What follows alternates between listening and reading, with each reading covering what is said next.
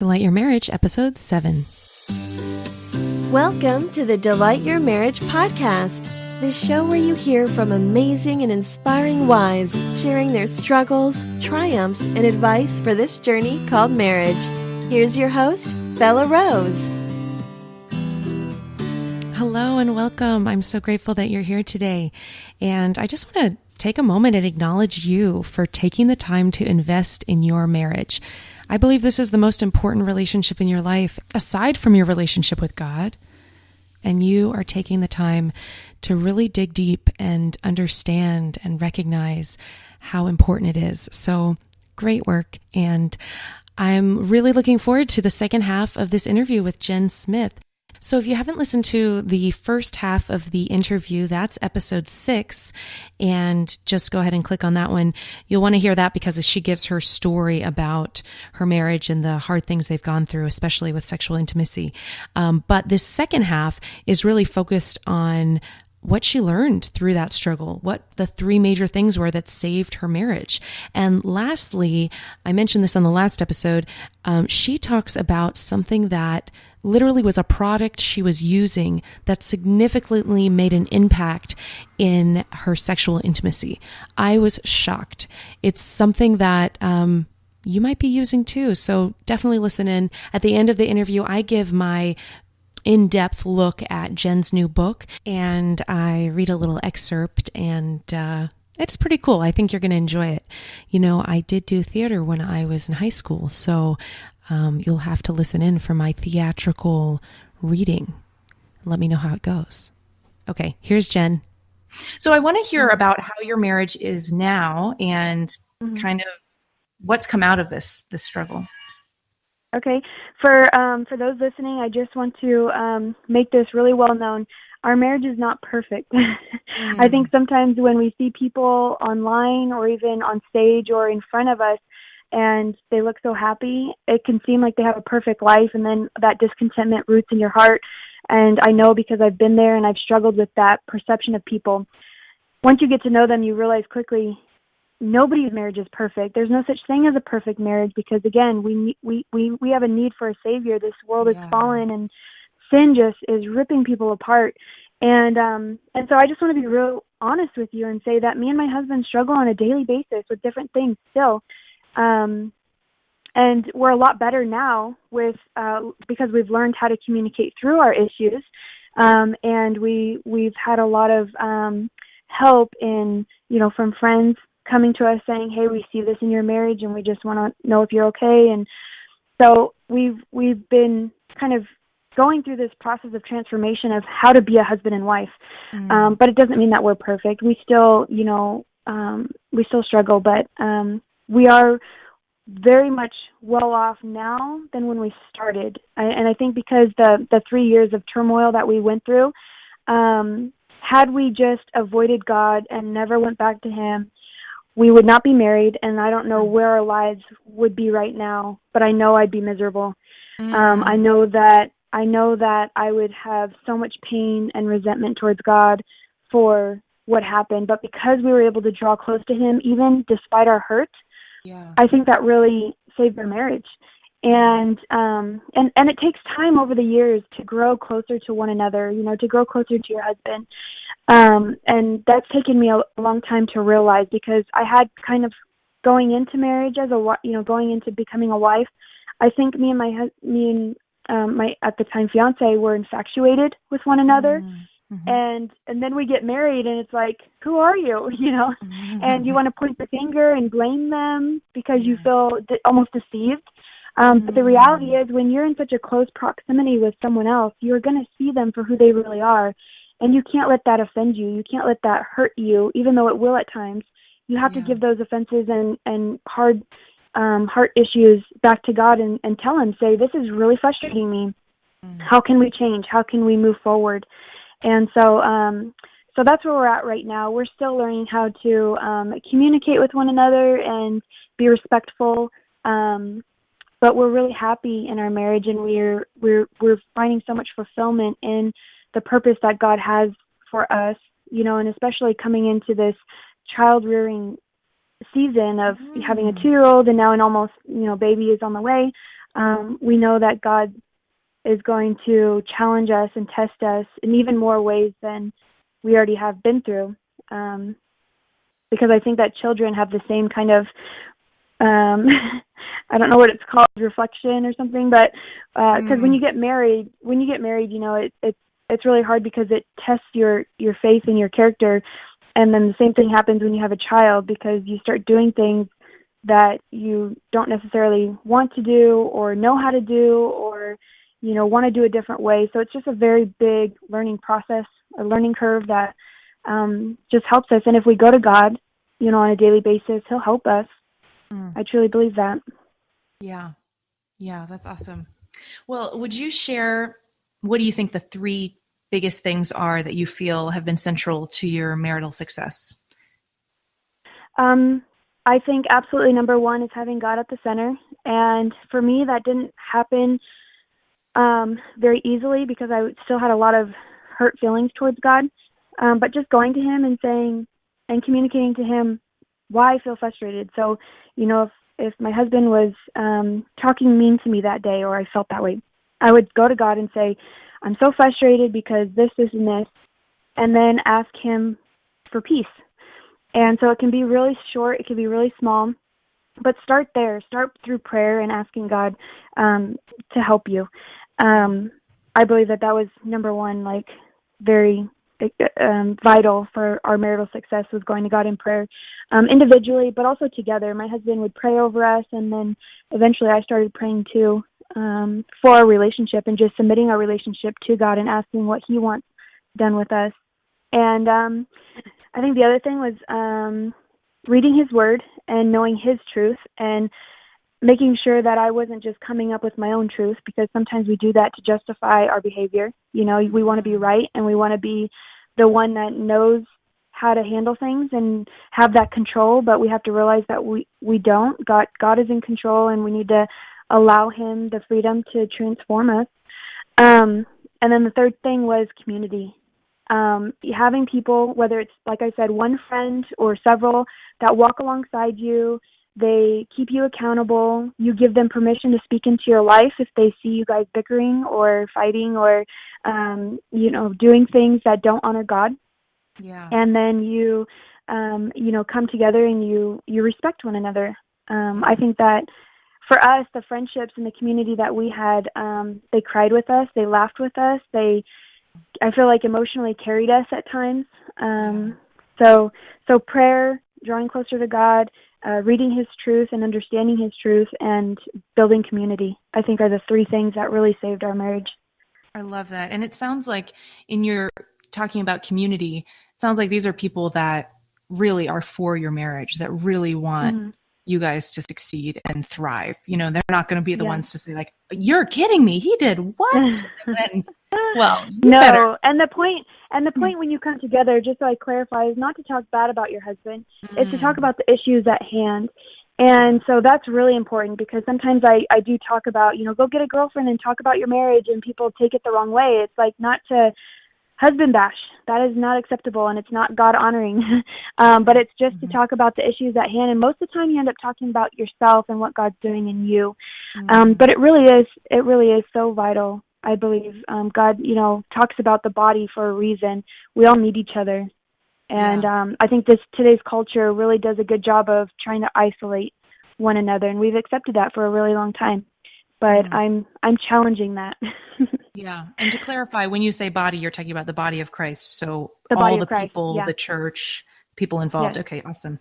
I completely agree with the community thing. And it's funny, I was hanging out with a friend last night who's also married, and I said, you know, I want to share something with you, but you know what? I'm not sure if my husband would be okay with it. And she's like, well, don't tell me. Yes. And That's good. it was perfect. Exactly. I mean, it was a very gentle, but like putting me back on track. Like, okay, that's true. You know, and it's the easiest thing. I can easily go ask my husband, would you be okay if I told my friend about this? Yep. And then he might even say yes, no problem. But it's something we all need to kind of keep on track and keep that transparency between you and your husband. That's the most important. And then secondarily, these other relationships, to even support your marriage. So absolutely. I just love that. Yeah. And you had mentioned that, you know, these people are really for your marriage. And I said, absolutely. I think the reason that is, or I'm just going off of the same passion I have for why I write for Unveiled Wife and push so hard for marriages to be reconciled and redeemed, is because when you experience that freedom in Christ, like when me and my husband got to a point where we felt saved in our relationship, that stimulates so much desire for seeing other marriages succeed. And it's God's heart. It's God's heart for marriage. And it's being moved through people. And God will use those people to inspire transformation in you. And so when, the friends that we made did it for us, we're trying to do it for other people.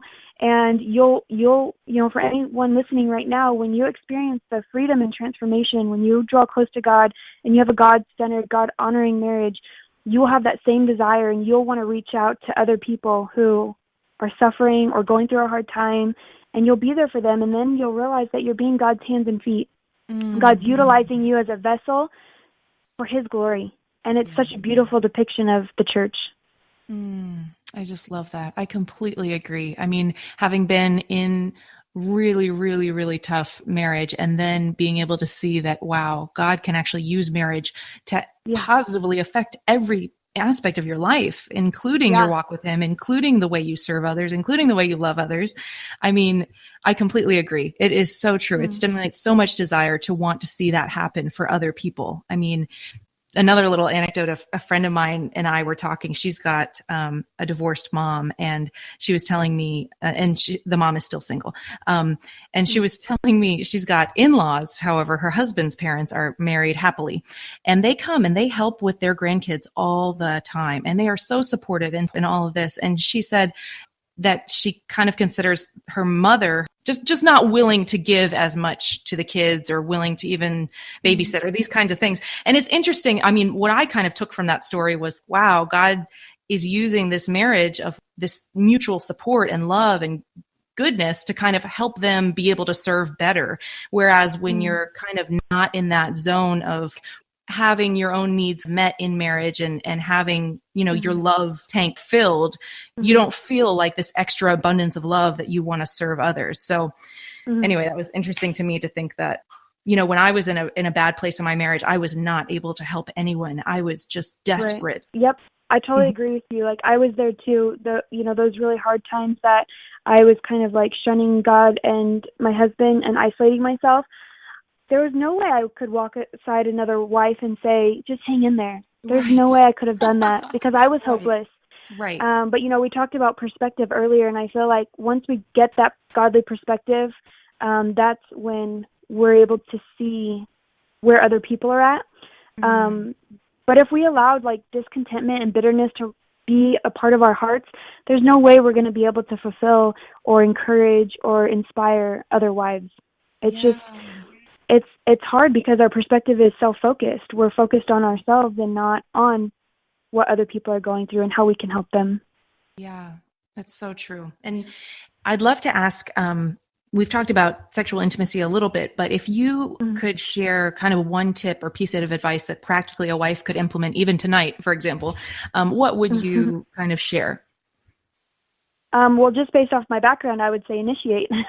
And just saying that and hearing those words challenges me because I can already tell you right now, like hearing those words myself, I wouldn't want to initiate tonight. I don't know why it's so hard for me even still, but I know God's working on me. But when we step out of our comfort zone to serve our husbands and to anoint them with our love, it's a beautiful, beautiful thing. And I think that the reason it's so challenging is because it takes the focus off of ourselves and puts it on them. And so that would be my one encouragement is try and initiate, whether it's a conversation or hand-holding or actually sex, like whatever it is that you feel strongly about, pray and ask God to give you the courage and the strength to do it and see where it goes. Yeah, I love that. And I think it's a very key point that women need some support in figuring out even how to sometimes. So I've actually written a couple of blog posts about 10 ideas to initiate in the bedroom and how to, make love more frequently. And just a couple of those things, because there's a lot of heart stuff that goes into it. But if you can just put in, for example, a text, a little anticipation of he's going to be ready if you're just, honey, I can't wait for you to come home and meet me in the bedroom. Wink, wink. That takes off the pressure. You've already said it. It's already out there. When he comes home, you both are excited, So, but yeah, I completely agree. And I love the insight of when you initiate, you're more in the zone, because that's absolutely true for me too. Sometimes when I'm not the initiator, it's harder for me to kind of get present and be kind of in my body. Sometimes my totally mind agree. Right. Well, and especially when you have little kids, you're like, I'm picking up throw up. Are you kidding me? I don't feel sexy. Yeah. That's awesome. Well, can I ask then, kind of as we're getting into the last, thoughtful takeaways, due to the specific marriage that you've had, what opportunities have you had to serve God? Well, the cool thing is in that marriage ministry, after a couple years of being at a table, me and my husband were able to step up and serve as facilitators. And then we got our own table, and when, couples started coming, and we built such strong friendships with those couples. And so and that was that perspective shift, of going from I need help to how can I help? And that was just the beginning of God's desire growing in us to see marriages reconciled and, turning to God. And then the blog happened. My husband encouraged me to share my story, and it just grew into this entire ministry of encouraging wives daily. And I feel like I'm serving God daily through that, being obedient to, being transparent, praying, encouraging one another. And we love it. Because my husband I have unveiledwife.com, and he has husbandrevolution.com. And we just do what we can to live out what we truly believe about marriage and God's design of it. That's awesome. And if you're not already receiving her daily prayers for your marriage and your husband, it's really great, because it's very short, and it just gives you a second to, flip through your email and be like, okay, let me pray for my marriage today. If you haven't already, take the time right there and pray. And it's awesome. So I definitely suggest that. And kind of a good segue is, a book that you could recommend for the listeners that are struggling in a similar way that you have. I have a few, if I can. One of the first books that was ever given to me as a wife for a resource was called No More Headaches by Dr. Julie Slattery.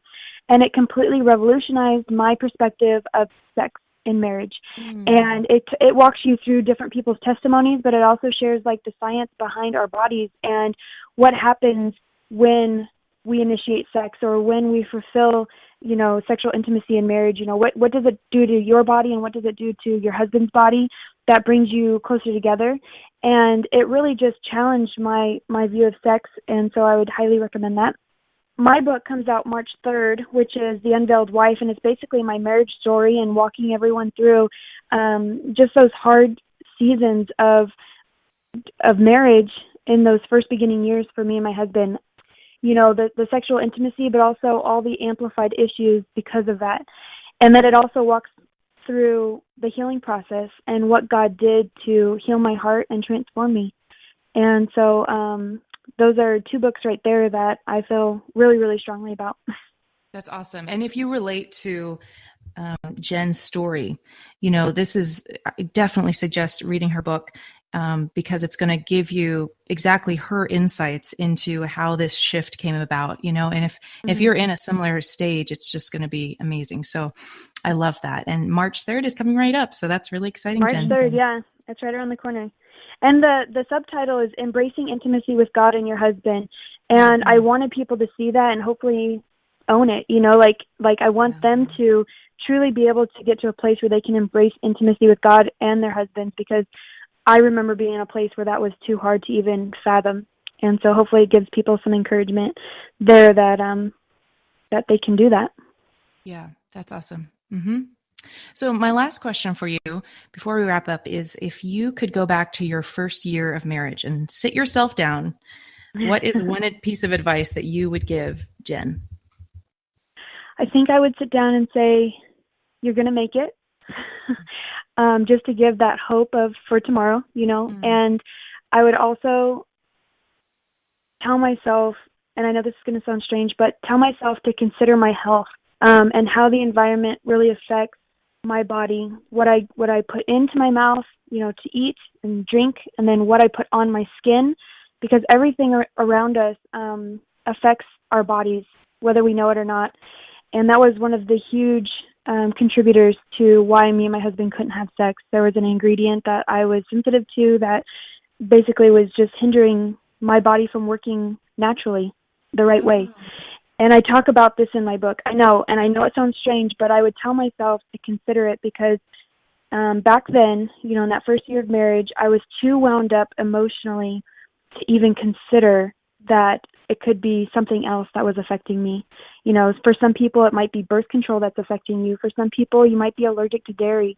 For other people, and I'm not saying that these things will be a cure for you, but they could help. And so I would tell myself to consider how the environment affects our bodies. I think the enemy has done a really great job of infiltrating our environment. And sometimes when we're struggling in our marriage and we're yelling at each other and we're in that really chaotic, intense moment of hatred for one another, it's actually because we have an addiction to sugar and we're not getting our fill, or it's a certain shampoo that maybe might be having an ingredient in it that doesn't work well with our bodies. And so I know that sounds strange, but that's what I would tell myself. Yeah, I'm so glad you mentioned it because, I would not have thought of that. That's really amazing. Do you mind sharing what the ingredient was, or like Sure, what? Yeah. So the only product I had been using consistently for like 5 or 6 years at that point was a face wash. And it wasn't until our 4th year of marriage that God gave my husband a revelation about this. And he went through all the ingredients in the face wash, and there was one called parabens. There was about 4 or 5 in this face wash: methyl paraben, ethyl paraben, butyl paraben. And what it is we did some research online, and they're used as preservatives, but they're also considered endocrine disruptors. And your endocrine system is what helps your body naturally function for different things, but one of them is your reproductive system. Wow. And so we drew from that, just from our own research, that these parabens were mimicking my estrogen and blocking estrogen from my body, and I was too dry to experience sex in a good way. So it was a lot of feeling of burning and tearing, and I told my husband I didn't want to stop the face wash because I was so terrified of having acne. And he challenged me and said, I'd rather have a wife with acne than to not ever experience sex with you. And I said, okay. So after 3 days of avoiding it, my body felt different. It started self-lubricating again. And then after about a week, we experienced the best sex of our life.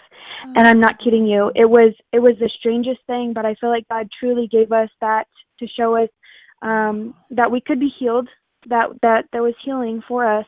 And that was one stimulation for why we wanted to start the blog, was to share this information, because I think, like I said earlier, the enemy has done such a great job of infiltrating our environment, and people don't know.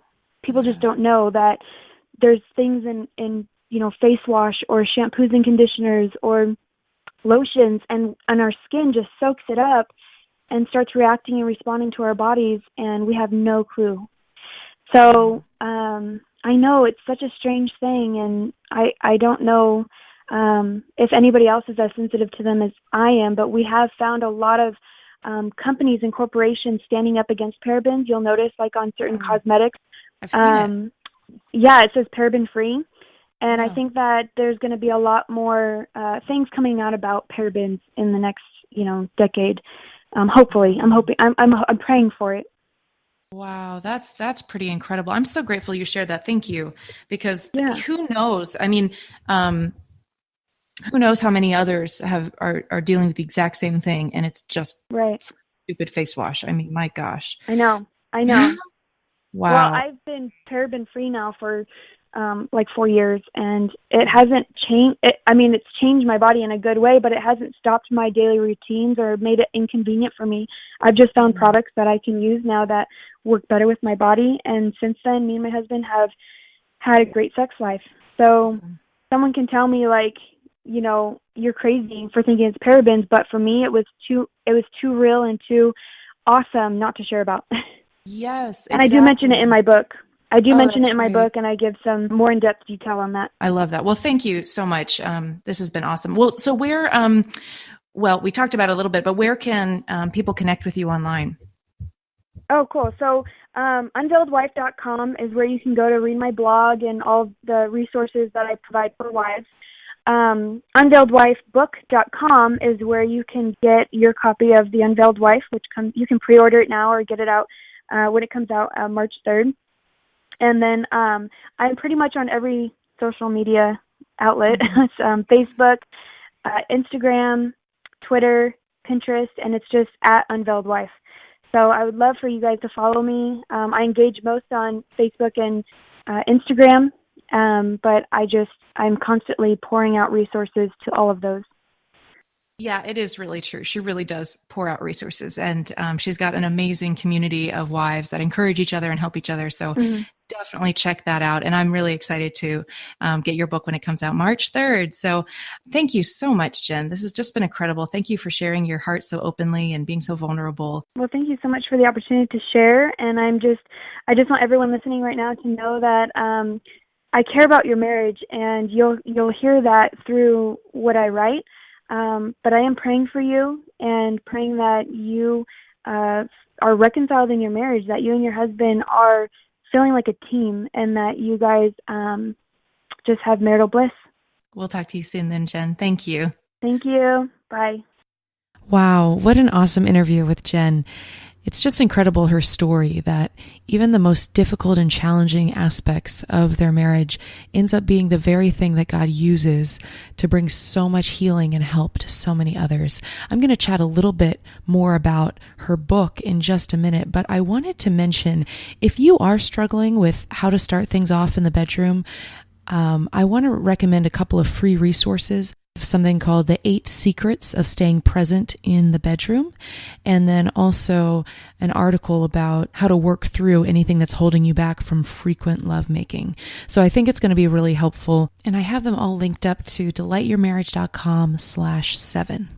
Secondly, if you haven't checked out any of the other episodes yet, there's some really great ones, including how a man really feels about sex, and also how one marriage kicked porn for good. So there's a bunch of really great episodes. So you can find that either at iTunes, just search Delight Your Marriage, and you can subscribe there, or you can go to delightyourmarriage.com and just click on podcast. They're all linked up there. So to give you a little bit of insight into The Unveiled Wife, again, Jen let me read the book beforehand, which was wonderful. And it's interesting because Jen is gorgeous. You see her picture. She's beautiful. She's eloquent. You heard her speak. She's an amazing writer. It's easy to see her online with all this success and fame and think, well, she was probably born with a silver spoon in her mouth. I can't relate to her. But when I read her book, you'll be surprised. It's not exactly what you'd expect. They've got sexual issues. They've got jealousy issues. They've got pride issues. They've got financial issues, just like me, just like us. That's what we are as humans. And yet we often don't admit to those things. But Jen is so brave to share the truth of what's in her heart. And I wanted to share one small story from the book, which I thought was pretty great and kind of illustrates, again, what you wouldn't expect her to be willing to share. So at one point, Jen is with Aaron, and Aaron's her husband, and they've got all their belongings in their car because they're actually homeless at that point. And they have to ask Aaron's mom for money just to keep the car running. And then Jen says that we prayed to God that he would help us find a place to call home. And I'm just going to pick up where, reading just a little bit. Praying may have been the righteous thing to do, and I'm glad we did. However, it was accompanied by a selfish and prideful attitude, fueled by the tensions of our circumstances. God, is this how you take care of the ones who serve you unselfishly? We aren't asking for a mansion here. Why would my husband bring us across the United States with no way to provide for us? Can I even trust him? Thought after thought raced through my mind, questioning why we were homeless when we were trying hard to serve God. Besides the bags of clothes in our car, we had nothing to our name. Although we had made the decision together to become missionaries, knowing full well the sacrifices required, I was frustrated and found a way to blame my husband for our hardships. In a time when we needed to support each other the most, I furiously kicked down the foundation of our relationship. So, a little insight into Jen's heart. I mean, basically that's what she does. She goes through their life story, which is an incredible story, from their hardship, their pain, the difficulties, the places they messed up, the cool adventures they've had. And she talks a lot about what was going on inside of her while that was happening. And again, you kind of want, as the good Christian wife, to be like, well, we were homeless and then we prayed and then God came through. We always trusted. And yet Jen is so honest. She's like, you know what? No. I didn't have that kind of faith. Instead, I accused my husband for not providing for us when those things were happening. And that is what happens in real life. I mean, she's real in here, and you can tell she's working through her heart stuff, and she's not afraid to be honest with you. So again, a great story. I think it's going to really move and impact you if you get a chance to pick it up. And you can find that at delightyourmarriage.com/7. Really take the time to go and get it. It's an amazing book, and you're going to learn a lot just through Jen's experience and wisdom along the way. Our next episode is actually coming out on Tuesday morning. So if you've enjoyed this, I think you're going to enjoy the next one as well. And don't forget that God is going to use the very struggles that you're going through, maybe even right now, to really help other people in the future. Don't give up hope. He's with you. God bless you. Goodbye. Thanks for listening. Stop by delightyourmarriage.com to check out all the show notes, as well as many more resources and articles. Until next time, live with love, wisdom, and passion.